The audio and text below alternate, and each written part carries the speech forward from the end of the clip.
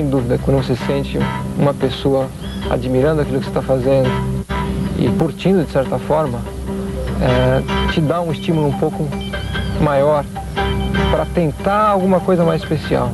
Um exemplo disso é típico, em Jacarepaguá, a galera na arquibancada.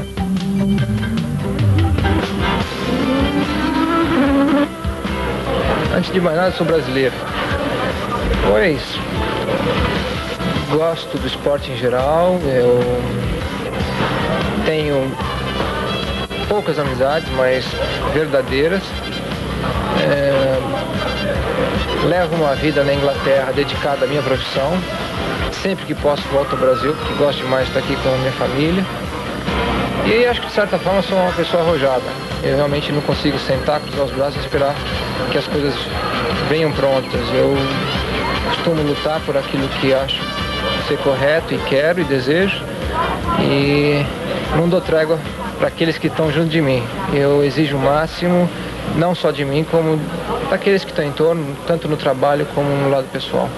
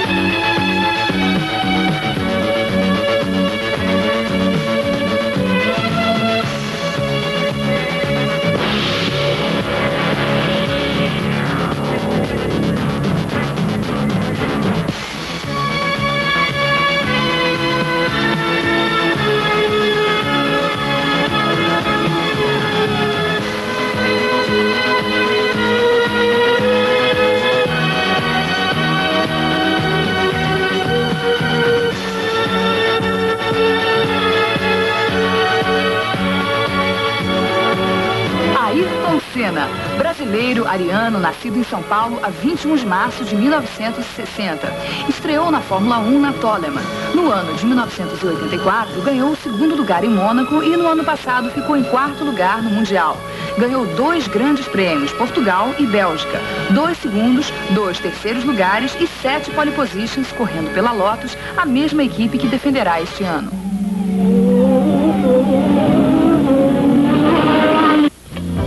Ayrton Senna, aos 13 anos, disputou a primeira prova oficial de kart. A primeira vitória foi em julho de 73. 74, campeão paulista da categoria Júnior. 75, vice-campeão brasileiro. 76, campeão da categoria 100 e terceiro colocado no brasileiro. 77, campeão sul-americano, vice-campeão paulista e brasileiro. 78, sexto lugar no campeonato mundial de kart, quarto colocado no Grande Prêmio do Japão, campeão brasileiro e campeão das 3 horas de kart. 79, vice-campeão mundial, vice-sul-americano, vencedor do Grande Prêmio de San Marino, segundo na Suíça e na Itália. 80, campeão sul-americano e brasileiro, vice-campeão mundial. Você disse que seu pai nasceu aqui, no Horto mesmo? Nasceu aqui, ele cresceu aqui toda a infância. Meu avô trabalhava aqui dentro do Horto, então meu pai passou a maior parte da vida dele aqui dentro. Você também? Não. Não. Quando eu entrei no cenário, ele já estava morando em outro lugar. Fala do seu primeiro carro. Seu pai, quando você era criança, fez um carro para você, não fez? Era uma espécie de um kart, não era nem bem um kart, era uma tentativa de um kart, era também um tipo mini carro. E era bem pequeno quando ele fez isso, por uma brincadeira, e várias vezes me trouxe aqui, inclusive. Ayrton frequentou uma faculdade de administração de empresas durante 1 mês e meio e trancou matrícula, comunicando a seus pais que as corridas dali para frente deixariam de ser um hobby para ser uma profissão.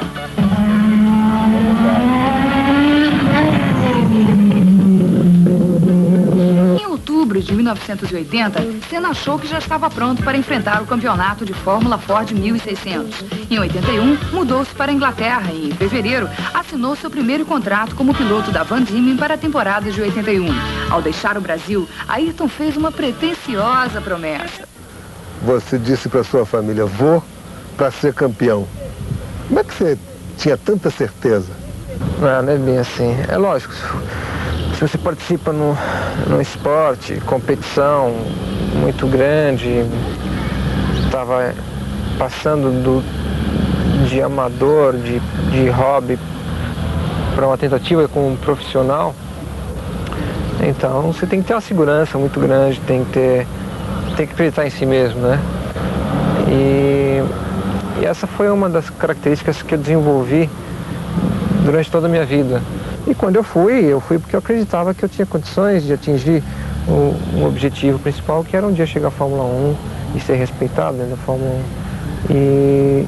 Mas entre ir e atingir existia um vazio enorme, um desconhecido, digamos, né? Que eu só ia mesmo saber tentando.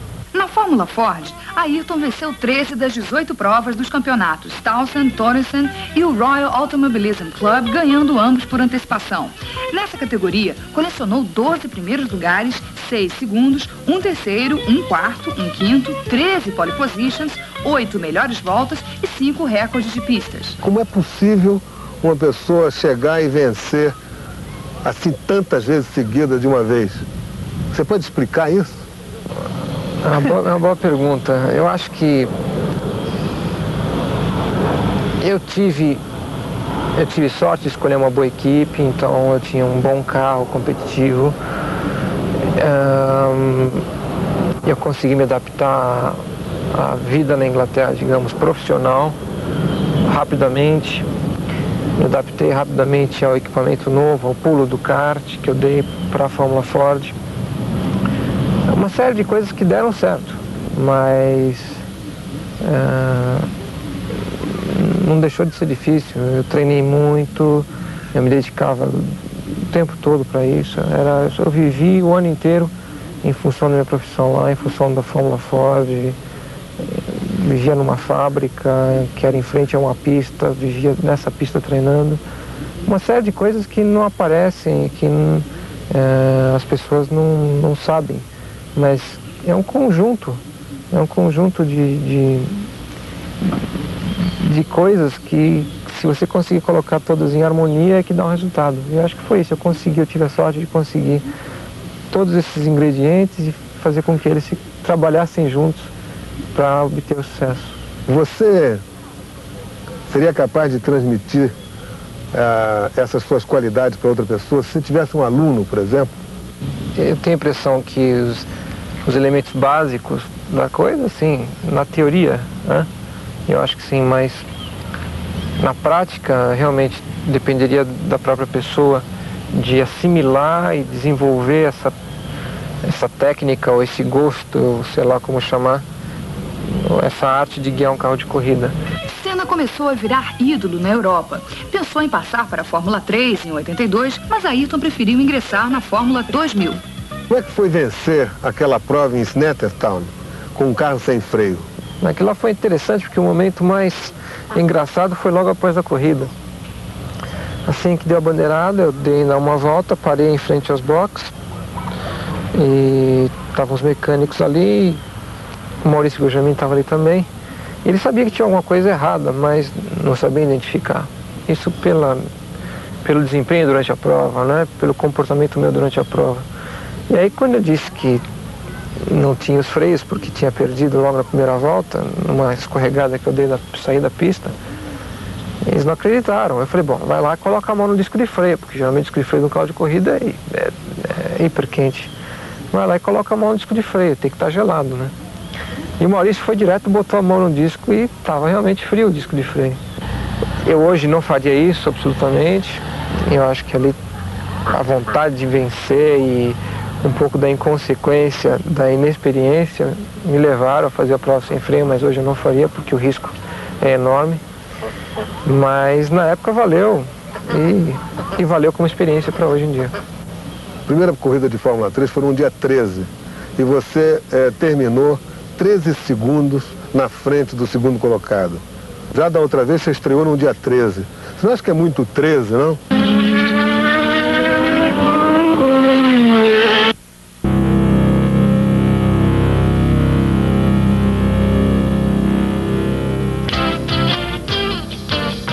A busca incansável da qualidade e da perfeição.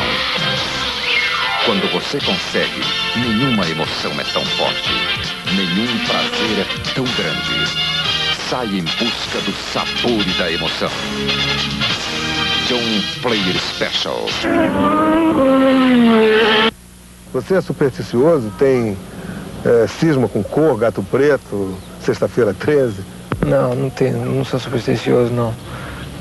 Mas, você falar em 13, a única vez que eu me lembro desse tal de 13 foi no ano passado, no Grande Prêmio da Bélgica, em Spa, onde eu venci, que na sexta-feira, 2 dias antes da corrida, que era tomada de tempo, então, a gente tem sempre sexta-feira e sábado tomada de tempo, a corrida no domingo. Na sexta-feira, era sexta, dia 13. E foi, sem dúvida, um dos piores dias em corrida durante a temporada toda. Porque no grid de largada eu fiquei em 18º ou 20º, e os 2 carros que eu tentei usar pela manhã pegavam fogo constantemente. Eu sentava num carro, saía, não dava sequer uma volta, vinha pro box com o carro pegando fogo. Pagava fogo, arrumava, saía de novo, voltava de novo, o carro pegava fogo. Mudava de carro, acontecia a mesma coisa. E a consequência disso foi ficar em 18º ou 20º, que eu não conseguia andar. Naquele dia assim mesmo eu andei. E era uma sexta-feira, dia 13. Desde aquele dia, então, eu fiquei meio cismado com esse negócio. E no dia seguinte foi tudo bem, eu fui segundo no grid, larguei em segundo na corrida, venci a prova naquele final de semana, foi minha segunda vitória. Mas, assim, a título meio de brincadeira, e com um fundozinho de verdade, né, aquele lá eu guardei, ficou pra história. Na Fórmula 3, Ayrton entrou definitivamente para a história do automobilismo com 9 vitórias consecutivas, superando Jack Stewart, Emerson Fittipaldi e Nelson Piquet. O que você tem melhor do que esses pilotos?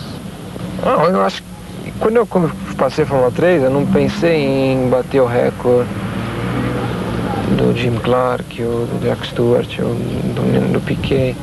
O importante para mim era ter uma boa temporada e vencer o maior número de provas possíveis, independente de recorde ou não, porque a Fórmula 3 é que ia anteceder exatamente, se eu conseguisse sucesso, muito sucesso, uma entrada à Fórmula 1. Quando Ayrton pilotou um Fórmula 1 pela primeira vez, apesar do motor ter 20 cavalos a menos que os usados em carros de competição, com os freios desajustados e pneus comuns, ele bateu todos os recordes do circuito de Donington Park em apenas 12 voltas. Como é que você conseguiu um negócio desse? Foi num Williams, não foi? Exatamente. O primeiro carro que eu guiei de Fórmula 1 foi o Williams. Foi o Frank que me deu a primeira oportunidade. Foi em Donington e, sem dúvida, um dia assim especial na minha vida, porque toda aquela espera, aquela expectativa, tantos anos, do tempo que eu assistia a corrida Fórmula 1 pela televisão aqui do Brasil ainda, aquelas manhãs de domingo, né? Sair da cama especialmente para assistir a corrida, era um sonho que eu tinha e que naquele dia era realidade. Eu ia pilotar um carro de Fórmula 1 e o resultado foi ótimo, foi bom porque repercutiu muito bem dentro da Fórmula 1 e ajudou eu a conseguir outros testes, eventualmente, com outras equipes, e uma delas, inclusive, que eu vim a participar, então, em 84, que foi a Toleman. Ayrton estreou na Fórmula 1 no dia 25 de março de 84, no Grande Prêmio Brasil, no Autódromo de Jacarepaguá, no Rio de Janeiro, pilotando um Toleman. Parou na 8ª volta com problemas no turbo, mas já em Mônaco a coisa foi bem diferente. Nosso Ayrton estava prestes a conquistar a ponta e fatalmente iria vencer, quando a direção da prova resolveu suspender a corrida. Você podia contar pra gente o que aconteceu em Mônaco em 1984? Nós torcemos aqui no Brasil, aquela corrida com chuva. Você podia contar? Ficou indignado porque suspenderam a prova. Você pode contar pra gente como é que foi? Não, a prova não deveria ter sido suspensa de forma alguma, mas dadas as condições e a situação ali, de Prost, que era francês, estava liderando a corrida, enfim, aconteceu o que aconteceu. Mas não existe nada melhor ou pior do que o tempo, depende do caso, para amenizar as coisas, né? Então na época eu fiquei muito revoltado, né? Porque foi uma oportunidade de ouro que eu perdi de vencer já a minha primeira prova na Fórmula 1, sob condições tão difíceis. Mas hoje em dia eu acho que uma coisa que aconteceu foi no passado, passou, acabou. Aprendi novamente com isso, adquiri experiência importante para uma nova situação como essa, não descartar a possibilidade de que, se for o piloto daquela nacionalidade, daquele país, liderando a prova ou em condições similares, ficar de olho aberto que a corrida pode ser parada.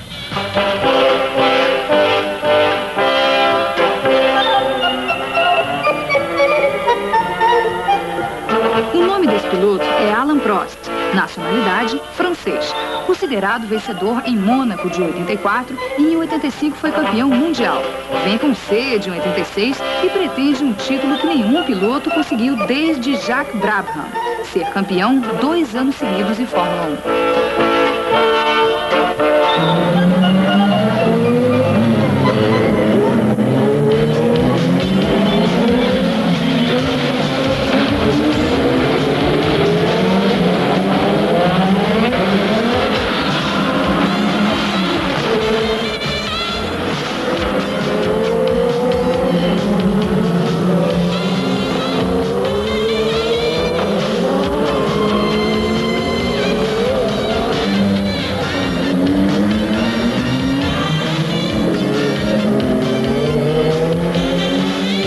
Foi um dia importante para mim, porque eu consegui então me autoafirmar dentro da equipe muito bem e também recebi uma publicidade enorme, não só no Brasil, mas mundialmente, pelo fato em si.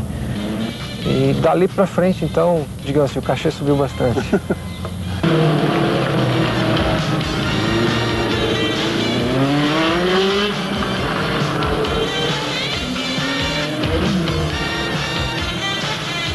O que você aprendeu correndo num Toleman em 84?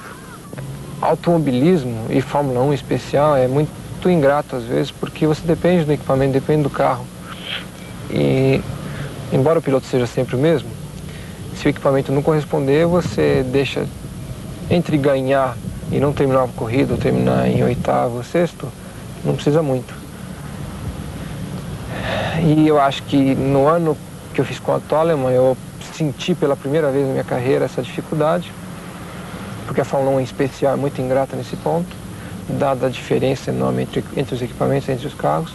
Então eu senti pela primeira vez na minha carreira essa diferença e aprendi um pouco a viver, a conviver com esse problema. E de certa forma me preparou um pouquinho para uma segunda temporada na Lotus, que teve sucesso, mas teve dificuldades também. E também me deixou também um pouco mais, digamos assim, faminto, né? De conseguir aquele sucesso tão grande, tão desejado no ano seguinte, que foi 85. Revelação de 84, no final da temporada, Senna já estava contratado pela escuderia inglesa Lotus como segundo piloto. Seu companheiro de equipe era o italiano Hélio De Angelis.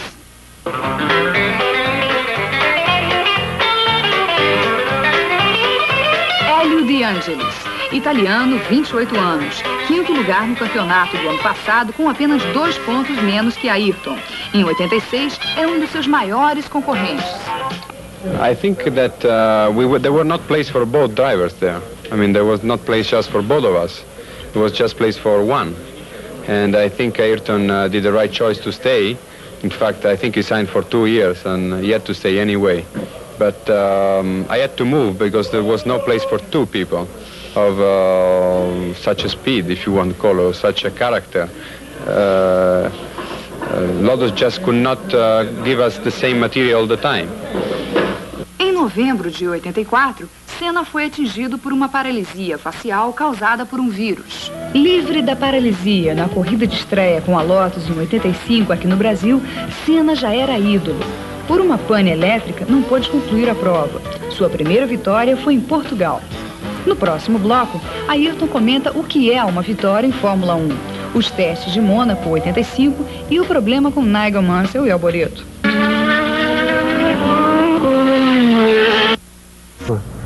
Até hoje, as provas que eu venci, estava chovendo. A primeira delas foi Estoril e não estava chovendo, estava caindo uma água brava mesmo. E eu diria que foi a principal razão da minha vitória. Se não tivesse chovendo, talvez eu não tivesse acontecido. E foi sem dúvida a corrida mais importante de toda a minha vida, porque eu acho que uma das mais difíceis. Foi a minha primeira vitória na Fórmula 1 e sendo no início do campeonato, onde eu tinha uma necessidade de encontrar um apoio da equipe, que era nova para mim. Na segunda prova, vencendo para Lotus, depois de 2, 3 anos que eles não tinham uma vitória, fez com que eu adquirisse dos mecânicos, do chefe de equipe, dos engenheiros, assim, uma confiança ainda maior em realmente apostar em mim durante a temporada inteira. E pessoalmente foi assim, não sei nem como dizer, foi extraordinário.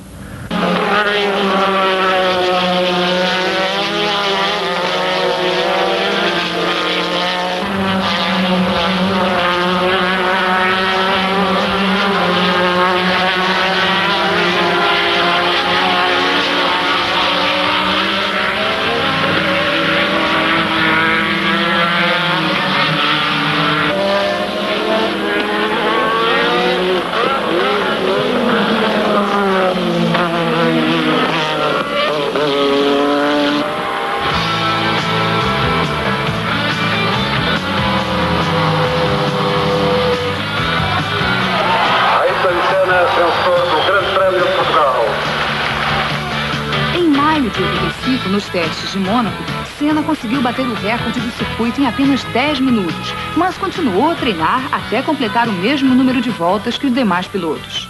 Nigel Mansell e o Alboreto andaram dando entrevistas que dizem que chegaram a chamar você de cretino. Nigel Mansell, inglês, 30 anos, ganhou seu primeiro grande prêmio no ano passado. Terminou o campeonato em 6º lugar com 2 vitórias e 31 pontos contra 33 de Ayrton. Esse ano, corre pela Williams como companheiro de Nelson Piquet. Parece que o Alboreto até chegou a forçar uma colisão com você na pista. É assim, é uma guerra, negócio de Fórmula 1, quer dizer, um piloto é capaz de chegar e provocar uma colisão na pista? No tempo que eu corri de kart, eu cheguei a fazer isso, não foi nenhuma vez, várias vezes. E com isso aprendi, porque muitas delas, a maioria delas deu errado. E aprendi com isso que não valia a pena o risco. Eu acho que no Fórmula 1 é uma coisa totalmente fora da realidade, porque o risco que você corre já normalmente em condições normais é muito grande. Tentar provocar um acidente deliberadamente é, de certa forma, inadmissível. E eu não acredito que o Alboreto tenha tentado uma colisão. Ele está realmente, provavelmente, nervoso, perdeu um pouco, digamos, o controle que ele costuma ter muito bem, inclusive, e arriscou um pouco numa ultrapassagem que poderia, se eu não tivesse evitado a curva, causar uma colisão entre nós. Mas eu acho que isso foi na hora do sangue quente, enfim, né? O sangue italiano, inclusive, né? Michele Alboreto, Ferrari, 30 anos. Nasceu em Milão, na Itália. Vice-campeão mundial no ano passado. Venceu 2 grandes prêmios e em 4 chegou em 2º lugar. Se a Ferrari acertar, esse ano Alboreto vai dar muito trabalho a Ayrton Senna. Senna è un talento naturale, su questo non ci sono dubbi. È stata la grande rivelazione della stagione 1985, è l'uomo nuovo della Formula 1, è tenuto sott'occhio da tutti e anche per questo ha molti nemici. Tutti cercheranno di batterlo e lui naturalmente cercherà di battere tutti i suoi avversari. È un pilota estremamente veloce, certamente credo il più veloce tra tutti quelli qui nel campo della Formula 1, è molto giovane e questo forse lo porta ad alcuni errori sul piano della tattica di gara. Infatti abbiamo visto l'anno scorso che ha finito poche corse, ha fatto pochi punti, non era in corsa per il titolo. Se lui riuscirà a migliorare le sue prestazioni in corsa, sarà certamente uno dei migliori, vincerà delle gare e potrà puntare al titolo mondiale quest'anno. A segunda e última vitória de Senna em 85 foi na Bélgica, onde a crítica internacional considerava Ayrton tão fantástico que se perguntava por que não venceu todas as corridas. Mas em 85, a Lotus parou com problemas elétricos, de motor, válvula, braçadeira, freios, marcha, semi-eixo traseiro, etc. Senna acabou em quarto lugar no campeonato, ganhou 2 grandes prêmios, 7 pole positions e vários recordes de pista. Me diga uma coisa, Ayrton, o que você acha da morte? Eu acho que o dia que chegar, chegou. Pode ser hoje, pode ser daqui a 50 anos, pode acontecer para todos nós. A única coisa certa é que vai acontecer para todos nós. Quando e como é a diferença. Do amor. Eu acho que é o que mantém as pessoas unidas e mantém a gente vivo, né? Drogas. Totalmente desnecessário. Política. Olha, eu não sou nem de esquerda nem de direita, porque eu não acompanho a política e não gosto de política. Eu acho que, inclusive, política é uma das... Eu acho isso, que é uma das piores coisas que existe no mundo que a gente vive. Se fizesse menos política e trabalhasse mais, sem dúvida, esse mundo da gente seria bem melhor. Do dinheiro, você acha importante? Nesse mundo da gente, sem dúvida.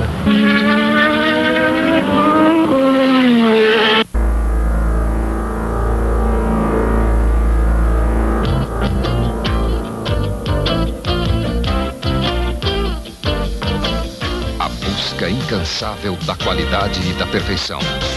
Quando você consegue, nenhuma emoção é tão forte, nenhum prazer é tão grande.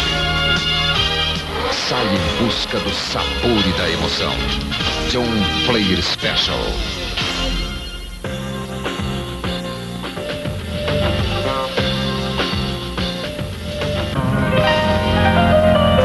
Como é que você se comporta na pista? Quer dizer, como é que é pilotar um Fórmula 1 em Jacarepaguá, por exemplo? Bom, essa aqui é a reta de largada e a reta de chegada, naturalmente. Você, nas retas, procura relaxar um pouco, controlar os aparelhos no painel, as temperaturas, já que nas curvas a consideração é máxima para manter o carro sob controle. Nesse final de reta você chega aos 260, 270, em quinta coloca uma quarta marcha, começa a abrir bem a potência por aqui assim.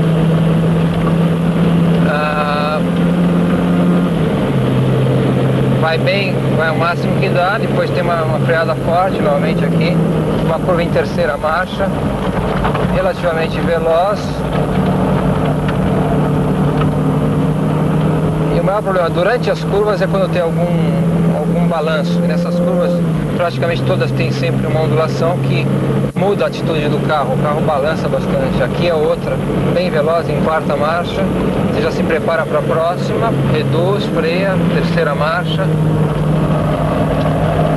aplica a potência toda aqui e aqui já começa a se preparar para a entrada da grande reta. Faz a curva em segunda marcha e entra na grande reta, onde você vai atingir a máxima velocidade. Você vai crescendo, segunda marcha, terceira marcha, quarta marcha, quinta marcha. A quinta mais ou menos por aqui assim você coloca e daqui para frente controla novamente os aparelhos do painel do carro. Temperatura da água, temperatura do óleo, conta-giro, pressão do turbo, temperatura do turbo. O que não falta é variáveis para serem controladas. Nos 100 metros é o ponto de freada, onde você chega a 310, 312 km por hora. Entra aqui na curva, essa curva, que é a curva bem veloz, em quarta marcha, vai em alta velocidade durante ela toda, crescendo, depois dá uma freada forte, coloca uma terceira, vem para essa curva aqui, começa a retomar a velocidade novamente, coloca a quarta e vai retomando a velocidade.